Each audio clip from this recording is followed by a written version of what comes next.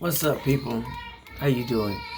Yesterday I made a video, saying that we're gonna be on, you know, I guess YouTube, me and my fam. But then I started thinking, right? There's not really much to videotape, me and my fam and all. But I will get what I can. But I figured, this pandemic or whatever's going on, and you can't do this, you can't do that, So I figured I just talk about some things, right? Things that are on my mind, right? Some people say that you can't really do much, or with your life. I was in prison for 15 years, and a lot of people discredited me for being in there so long, thinking that I was gonna be able to do nothing. But I don't know. I guess you could say the joke's on them. The recidivism rate is what 5% or something like that, or 95%. They fall back and they go back in. Me, I got out in 2010, got married to my wife. I never looked back. I learned something while I was in there.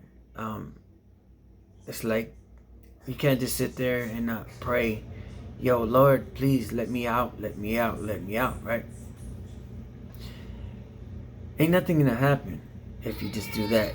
He gives you the tools, to make whatever you need happen. So, it's like that man. He prayed God every day. Lord, please, I need money. Me and my family, we're gonna be homeless. Please let me win the lottery. But the fool never went and bought a lottery ticket, so how's he gonna win the lottery? Right?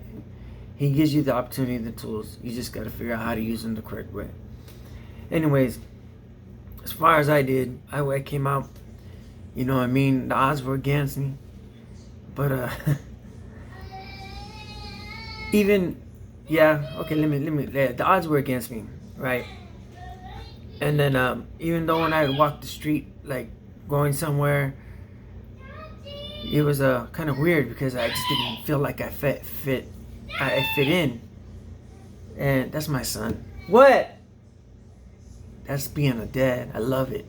There ain't nothing like it.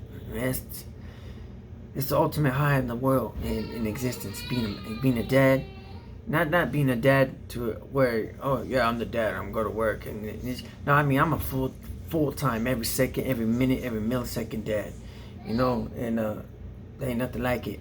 Anyway, let me back on track. I just, when I'd walk down the street, I just didn't feel like I belonged here. It was so long, 15 years, you know what I'm saying? Yeah, I thought everybody was honking at me. Back then when I was, messing up and then I got incarcerated, they didn't have cars that locked and honked and all that. You know what I'm saying? I was new.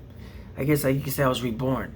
But to a weak-minded individual, institutionalized man, that would have really screwed him up mentally, and he would have violated, sooner than later and went back, because the majority of the people that did the time I did, we didn't call that, my cell. We called it our home.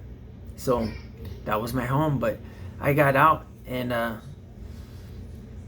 knew there was something better out here for me, I was in the hole one time, and I already did a lot of time, and there was a psychologist named Keith Owensby, right? And I used to see him walk around the hole looking at people every day.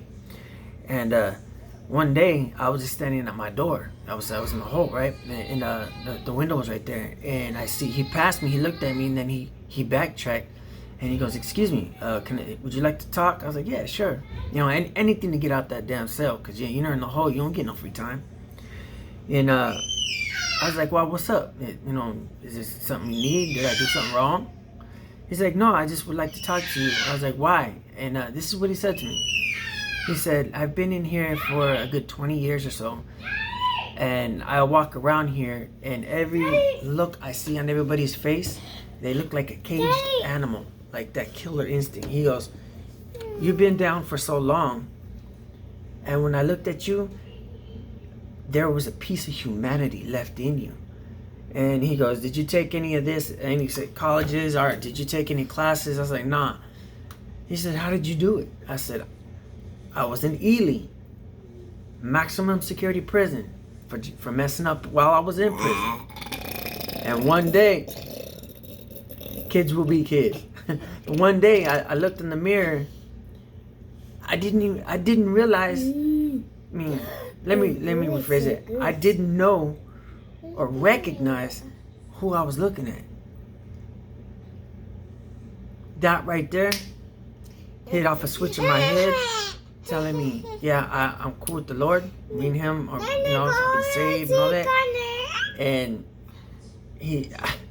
that day is like I was reborn, because I'd still be in prison to this day. I wasn't an angel, and I did commit a serious crime, but like I said, I turned my life around. Look, I got this right here, and his little brother's in his crib. Well, that day, after that day, it was maybe about 7 years later. That's when I actually got out. But during that time, it's like I reformed myself, because there wasn't no help in there for me. They warehouse you in a prison, right? Especially me being who I was. As you can see, I got the tattoos, this and that, and people they look at me and they say, oh, he's a cholo, he's a gang member, this and that. But I'm also a human being. I also, I have a brain, I have a heart, I have lungs. You know what I'm saying? I have feelings, I have emotions, I have everything that you guys have out there. And I don't know what it was that made me look in the mirror and not recognize what I saw in the mirror, but it scared me to the point to where I was thinking, I can be here forever like my neighbor. And I couldn't sit there out there and look out this square window in a maximum security prison and know I was gonna die there. Couldn't do it. But anyways, I did what I did, the 6 or 7 years, whatever, until I got out. I got out by doing what I needed to do to get out. Like I said, the Lord gave me the tools. I used those tools. I just didn't sit back and, say, oh, it's gonna happen. No, I made it happen.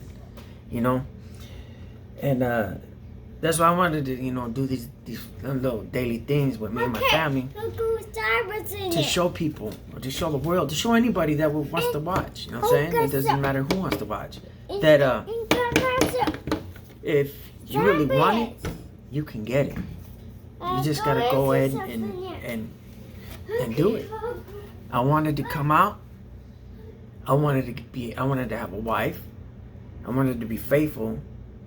I wanted children, and I wanted to be a father. Everybody, there's hundreds of dads out there. You know what I mean? Oh, I'm a father, I got kids. Yeah, you can be a father and a dad and not really be a father or a dad. You can have 10 million kids and still not be able to be a dad or a father. It's time. Remember this when I tell you. Kids, to them, love is time. They measure love with time. How much time you spend with them. They're going to remember that. And when they remember that, when they get older, they are going to associate that with love. My father loved me, or my mother loved me. They spent time with me. And that's what I do. I didn't have to do it. I could have just been a stupid idiot and did what the rest of these fools do and, got locked back up. But nah, not me. I ended up getting a job at STK of all places. Met a number of, movie stars, like movie stars, athletes, whoever was important, had money, this and that. I cooked for them. And I was thinking, damn, I did that. You know what I mean? The opportunity was there. I took it. Going from nothing to coming out to nothing to becoming that. But I ended up getting sick, my back. I got a lot of back issues and a little bit of health problems that held me back from exceeding in the culinary over there, man. But let me tell you, I loved it, and I did it myself, and I was on top of the world. I had a wife, which I still have, and my stepchildren, which I consider my own, and then I had my son, and then my other son. I I was unbeatable. You know? But anyways, like I was saying, my children, all children, they'll measure their love with time. Just think about that, because it is true. A lot of people don't have the opportunity to spend time with their children because maybe they might be a single parent or whatever it might be, or they're having troubles in their relationship and they can't focus on their children like they should.